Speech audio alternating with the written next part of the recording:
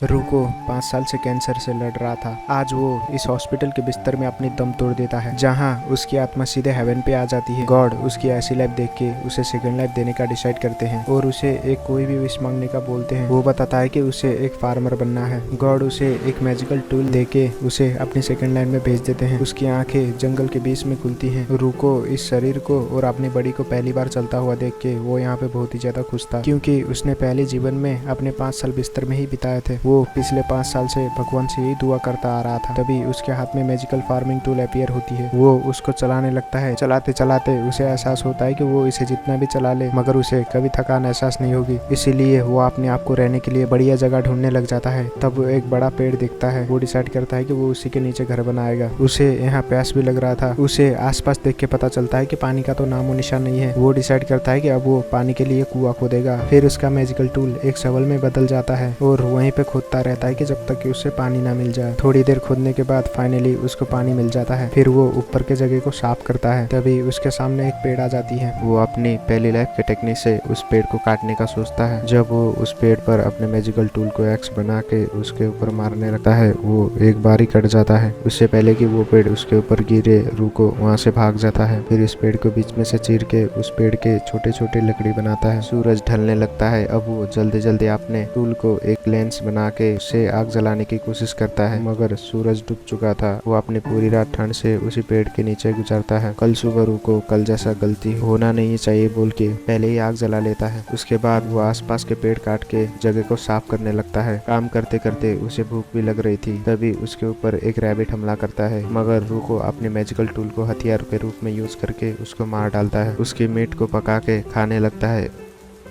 अपने घर से थोड़ी दूर जगह में वो अपने लिए एक टॉयलेट बनाता है। अब थोड़ी जरूरत की चीजें पूरी हो गई थी। वो एक जमीन पे खोदने लगता है और सोचता है कि मैं वेजिटेबल के बीज ढूंढ के मैं इस जमीन पर उगाऊंगा। रात हो जाती है, इसलिए वो सोचता है कि अब कल वेजिटेबल के बीज ढूंढ के वहाँ पे लगा दूंगा। सुबह हो जाता है। वो जाके देखता है कि वहाँ तो ऑलरेडी कुछ उगने लगी थी। वो हैरान हो जाता है कि वो कैसे ये उग रही है। वो सोचता है कि शायद ये उसका मैजिकल टूल का कमाल है। फिर वो उस बारी को जानवर से बचाने के लिए एक बॉर्डर तैयार करता है, जिसको बनाने में उसको कुछ दिन लग जाते हैं। एक दिन रूको उन पौधे पर पानी डाल रहा था। वो नोटिस करता है कि वो पौधे तो बहुत ही स्पीड से उग रहे हैं। फिर वो अपने लिए अपने पिछले जन्म का कारपेंटिंग स्किल का प्रयोग करके वो अपने लिए अलग ही रूम बनाता है। कुछ दिन गुजर जाते हैं। वो अपने आगे 2 इंजर्ड फॉक्स को देखता है। वो उनको अपने घर में लेके उसने जिस पिग को मारा था उसी का मीट उनको खिलाता है। इस बीच वो नोटिस करता है कि एक वुल्फ प्रेग्नेंट है। वो अपने बचपन में चाहता था कि उसका भी एक कोई डॉग हो, इसीलिए वो अपने कमरा उनको रहने के लिए देता है। अगले सुबह जब वो आके देखता है तो वो वुल्फ ने तो 4 अलग अलग बच्चे को जन्म दिया है। ये देखकर वो काफी ज्यादा खुश हो जाता है। जब वो वुल्फ उसके रूम में थे वो यहाँ पे काफी ज्यादा खुश थे, इसीलिए वो अपने लिए एक नया घर बनाता है। अब उसके पौधे भी बड़े हो गए थे। वो उन टमाटर को वुल्फ को खाने के लिए देता है, जिसमें वो एक मेल वुल्फ का नाम कीरो